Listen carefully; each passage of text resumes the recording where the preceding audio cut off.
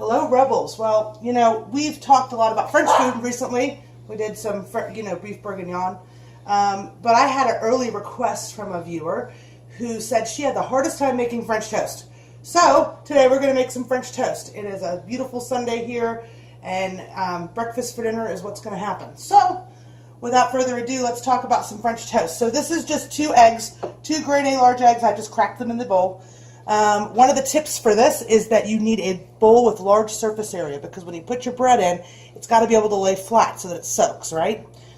Milk, I'll tell you exactly how much we're using as we go. Vanilla is very important to this recipe. It gives it really nice flavor. You cannot use sugar. A lot of people try to put sugar in their French toast and wonder why it burns. That would be why. Butter for your pan, and then this is just a really nice bakery challah bread. It's an egg bread. And I picked it because, well, it was around. And I've sliced that into about, they're almost half-inch thick slices. And you want a nice thick slice to do French toast this way, because you want that batter, which is really kind of what you're making, to soak into the bread. It is better if your bread is a little stale, and people ask me, okay, so what do you mean stale? And I'd say, well, 3 or 4 days old from the bakery, or if your bread is fresh, leave it out for about 12 hours. Stick it in your oven, like with no temperature, just stick it in there, let it get a little stale. It soaks up the moisture better. So let's talk about making this batter here. So I'm just going to quickly scramble up these eggs a little bit. I'm using a balloon whisk. You can use a fork. Add some milk.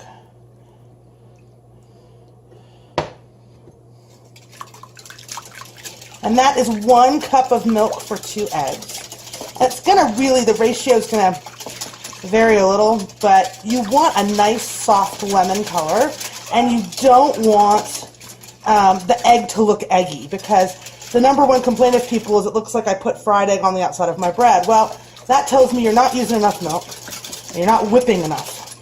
So you see how this, you can't even tell that there were separate eggs in here? That's what you want. Vanilla. Just add a little. Teaspoon and a half. I don't really measure it. I just kind of put some in. And yes, I use a very high quality vanilla. And we're going to mix that. Now, if you want to double the recipe, you can. So if you wanted to make more slices of French toast, you would use 4 eggs and 2 cups of milk. And, if you use extra large eggs, you may just sploosh more milk, a couple extra tablespoons. But this is what your batter should look like when you're ready to go. You can all see that. Lightly foamy because we whipped it. Light yellow in color. There should be no egg in there. It should not separate at all.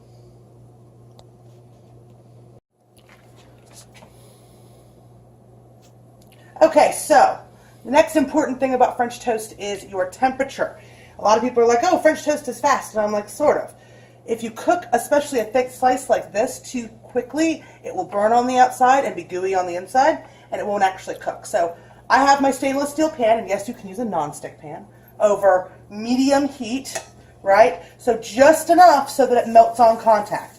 If it's super zippy, that's actually a little warm. If it's super, super zippy, you want to turn your heat down.